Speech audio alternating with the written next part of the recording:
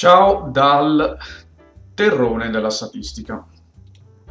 Nel precedente video avevo fatto questo Instagram in verticale a partire dai domini delle mail. E qualcuno di voi forse si è domandato perché. Potrebbe sembrare un esercizio fino a se stesso, ma la sua utilità ce l'ha.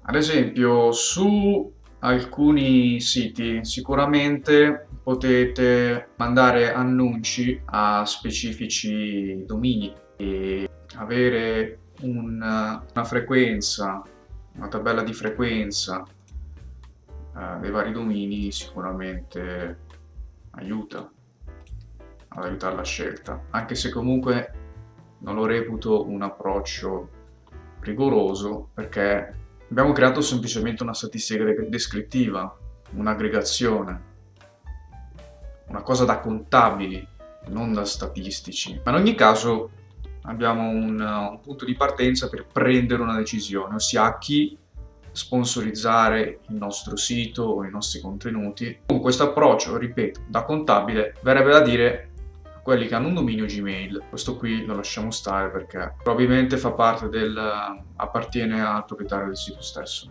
Ora, lo stesso identico ragionamento si può applicare ai dispositivi. Nel senso, se noi facciamo uno split qua dentro, ci possiamo estrarre la quantità di iPhone, la quantità di telefoni Android e la quantità di accessi da dispositivi fissi. Peccato che, a differenza dello split delle mail, il resto del dispositivo risulta più sporco. Nel senso, il tableau di default qua dentro già vedeva che conveniva splittare per la chiocciola, quindi dividere per la chiocciola. Qua dentro ci sono varie opzioni. Posso dividere per lo spazio, posso dividere per la parentesi, per i punti e virgola e così via. Quindi verrà fuori una cosa più sporca e più laboriosa. Per chi viene dal mondo dell'informatica, probabilmente qua dentro ci vede un'espressione regolare, una regex. Quindi io provo un primo split per spazio e gli dico solo la prima, perché sennò viene fuori una cosa poco gestibile. E vedete che già c'è un problema, quindi l'elimino, lo rifaccio e dico fammi il primo split per questo tipo di parentesi e abbiamo già una cosa più pulita. Ma così facendo mi ha perso un sacco di informazioni. Adesso io gli dico un'altra cosa. Fammi lo split non solo per la prima occorrenza, ma per tutte, sempre per la parentesi aperta.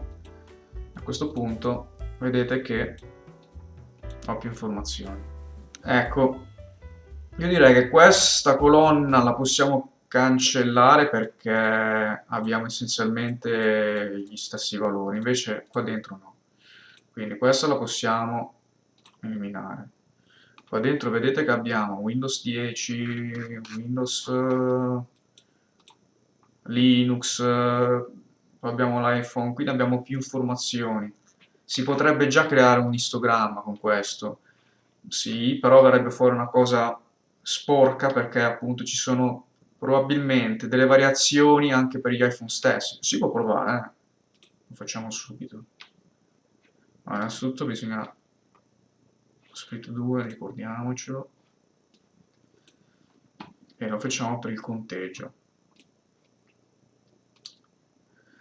Dunque, faccio un po' di ordine, così sì.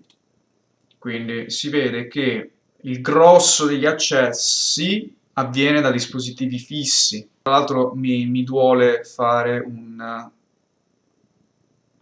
un filtro qua dentro per la considerazione che ho fatto prima. Quindi tutti meno questo e vediamo cosa succede. Ok, vediamo un prima e un dopo. Ok, vedete 6500 che passa a 3600 come massimo. Quindi sì, con questa correzione il grosso dei dispositivi risulta fisso, non mobile. Ripeto, questo già la dice lunga sul cosa si potrebbe avere come obiettivo in una sponsorizzata. Quindi questo tipo di statistica descrittiva non risulta un esercizio fine a se stesso, ma ha dei risvolti pratici.